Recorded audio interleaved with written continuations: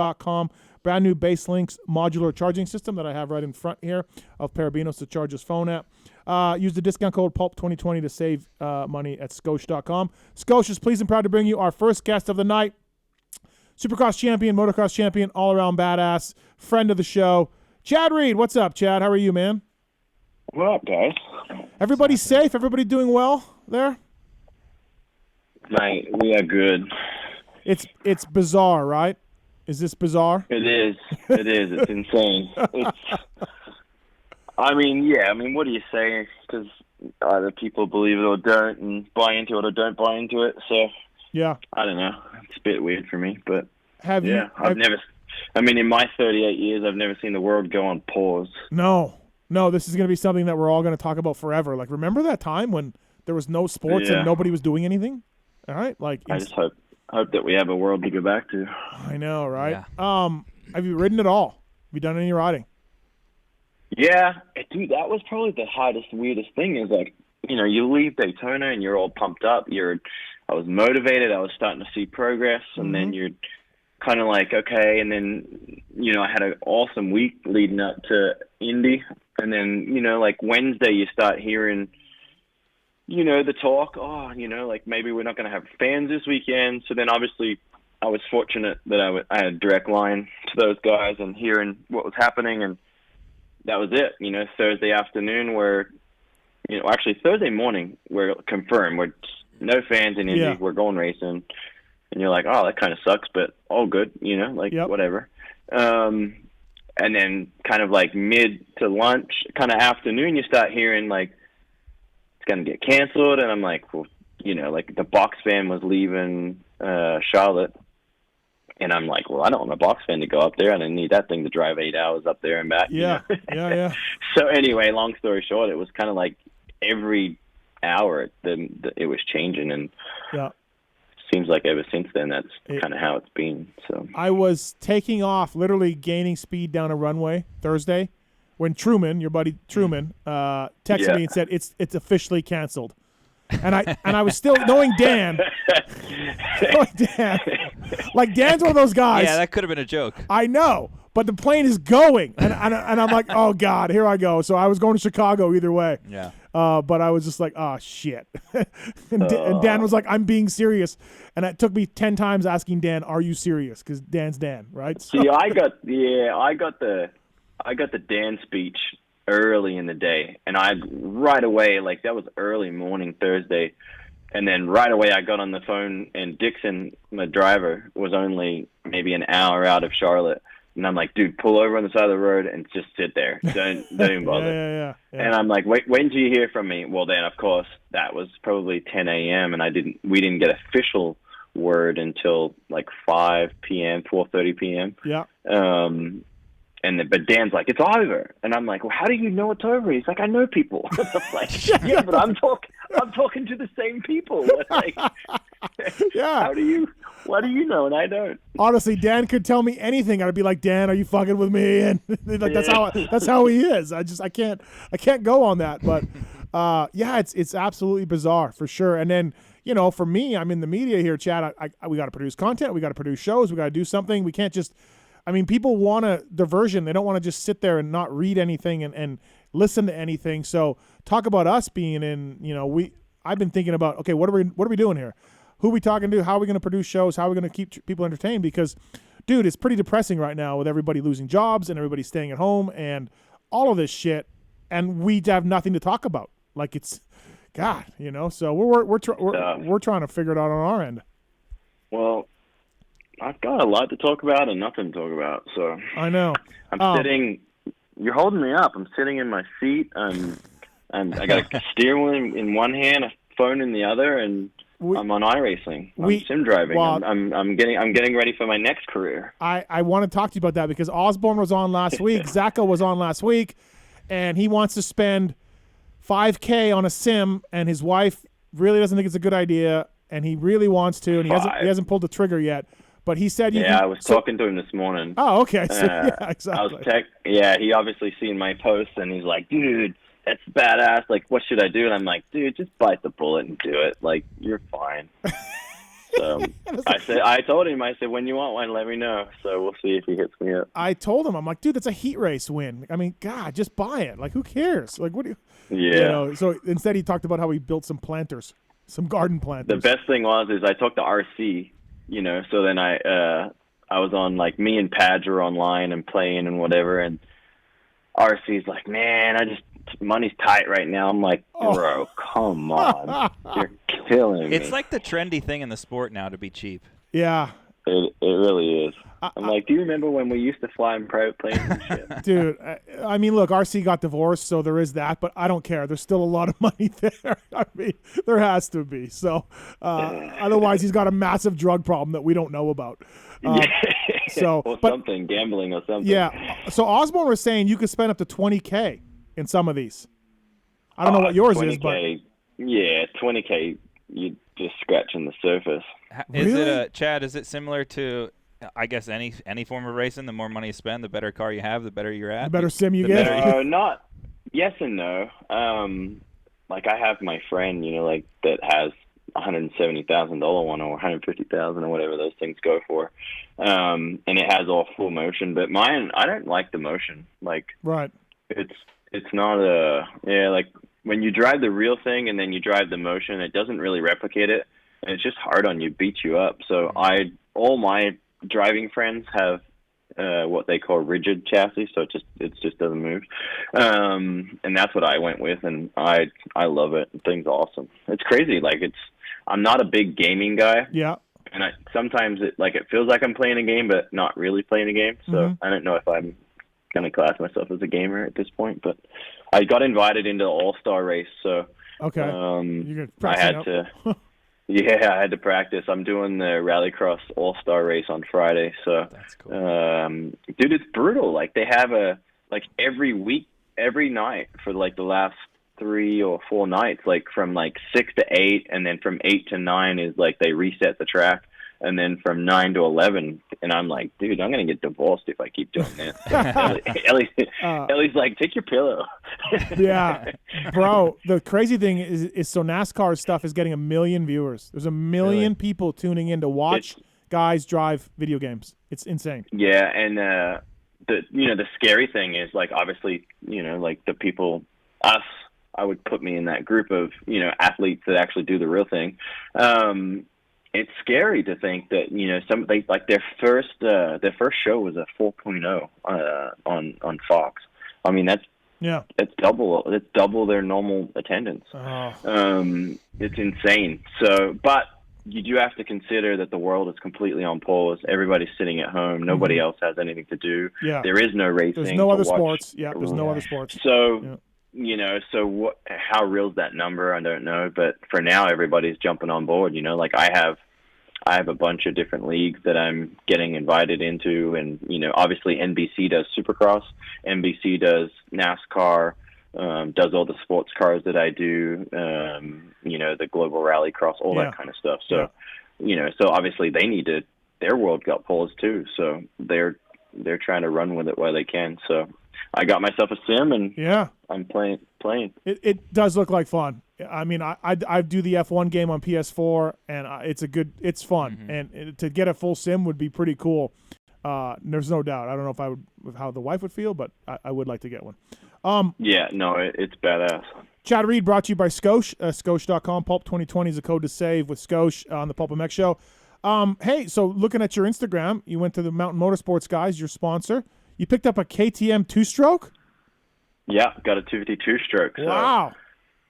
I'm excited. Like, again, kind of going back to, like, once everything gets canceled, what do you do? Like, are we going racing in September, October? Are we not going racing in September, October? Do I participate in that? Do I finish this thing off? Like, I'm kind of like, am I retired? Am I semi-retired? I don't know I don't know where I'm at. Yeah. You know, and so I'm just kind of sticking to my summer plan where I wanted to get a KTM 2-stroke and you know, go ride and enjoy riding a motorcycle and you know. So yeah, I'm excited about riding that thing. Yeah, that's cool. I got some parts. Why KTM? Got some parts. Just cause? Yeah. Why KTM? Yeah. Honestly, the main thing is I think it's a modern bike, like it's the ergonomics. Like I have, like I look at my factory 2004 championship bike, and it's like, oh man, I should just bust it out and take it for a ride. Right.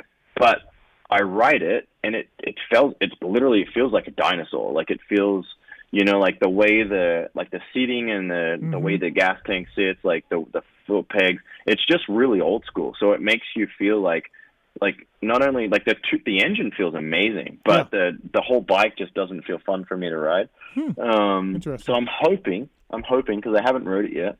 I'm hoping the 250 KTM with the latest greatest plastics and ergonomics. It feels new. Wow, that'd be cool. That'd be weird to see you back on a two-stroke, but that'd be fun. Like you said, try something new and everything else. Your first call should be John at W, probably. Get some wheels for that thing. They actually just showed up today. So oh, shit, there we go. Yeah, so that's why I haven't rode it. There's a few things that I like to put on my bike. Right. Get my bars on there, get my chain on there, and then obviously, my chain and my wheels comes from W. So yeah. And stoked on that. If you want the same wheels that Chad get, just call W. I mentioned PulpMX. They'll give you a bit of a deal and exact same stuff that Chad Reed uses. So that's my next question was, we had Feld and Mewey on last week. They're Feld. We had Prater and Mewey on from Feld last week, and they are Feld at this point. Yeah, pretty much, right? I guess Gendro was just missing. Other than that, we were good. They seem determined to get 7 rounds in the fall after motocross. St. Louis, Qualcomm. They didn't say that, but those are a couple of venues that I've heard whispered a little bit. What's your take on? Are they going to get 7, and where are we going to go if they try to get 7 in? Well, I mean, yeah, I from what I'm told, it's obviously they're probably being a little protective on what they say and whatnot. Yep. But I'm told that we're going to get 7 in. That's the goal. So you got to think that if that's the goal and that's what they're aiming to try to do, then that's going to happen.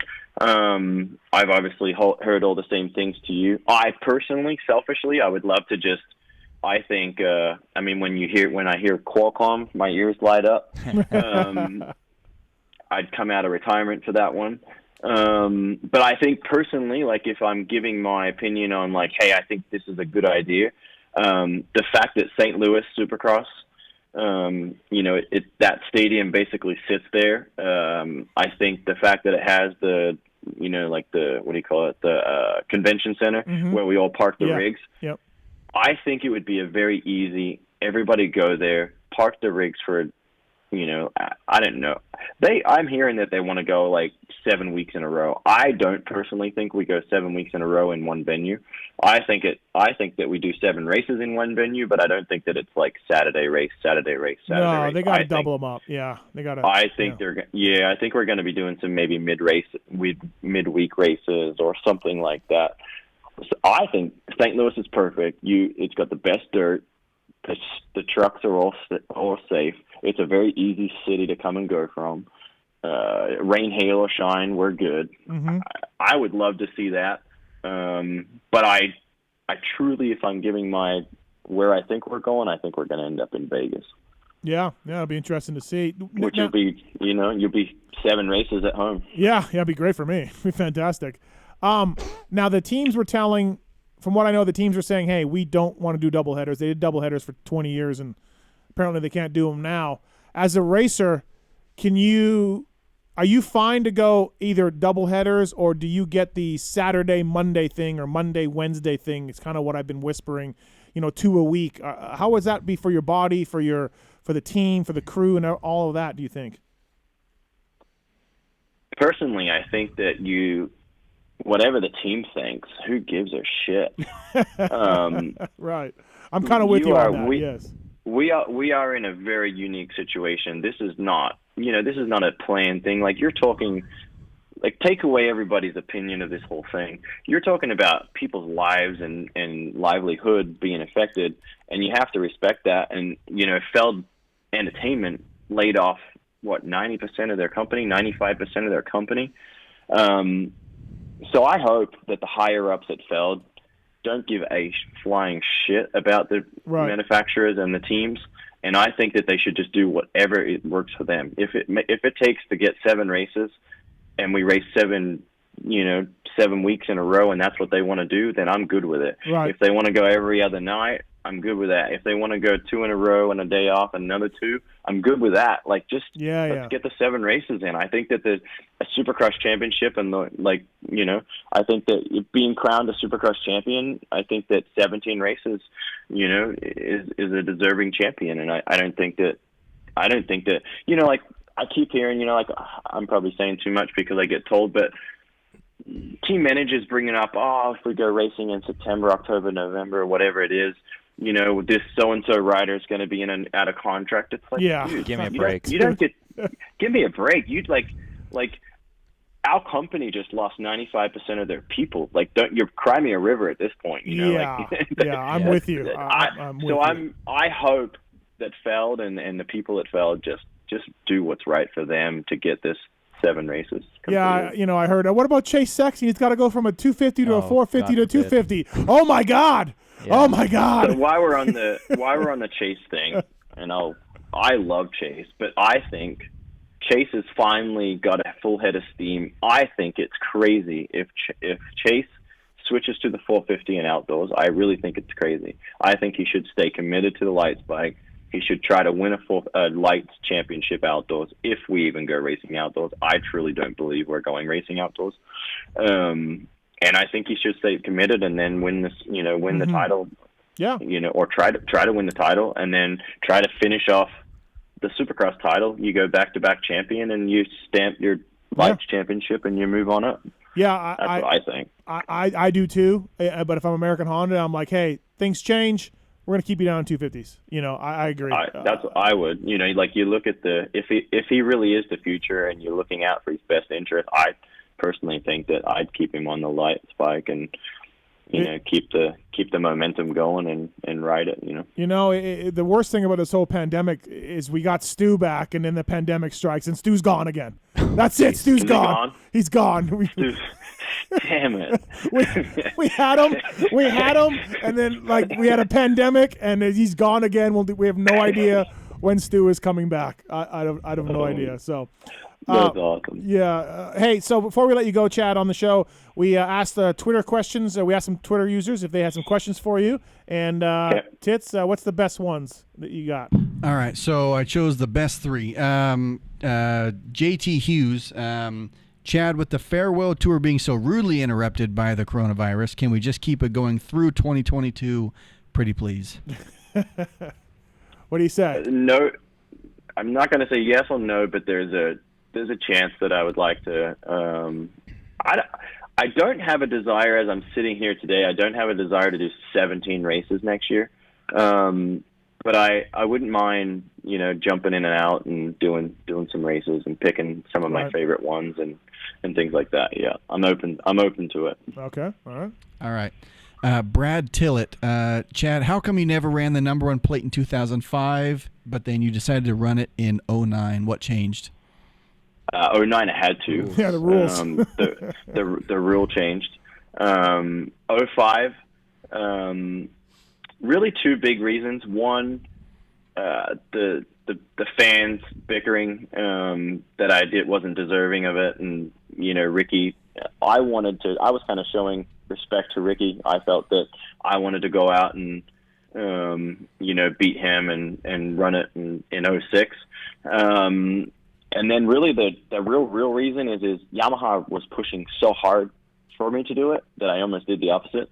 Oh God, they wanted you to run the 1 so bad. Oh God, yeah. And the 05 bike was just a piece of shit, and I didn't feel good. Like, I didn't want to ride around with a number 1 on my bike because I hated the bike and didn't feel that it was going to be my best. And it didn't turn out well. So, you were there, Mathis. I had a number 1 on my bike all the way up until press day. Yeah. It was very controversial in the shop. Yes.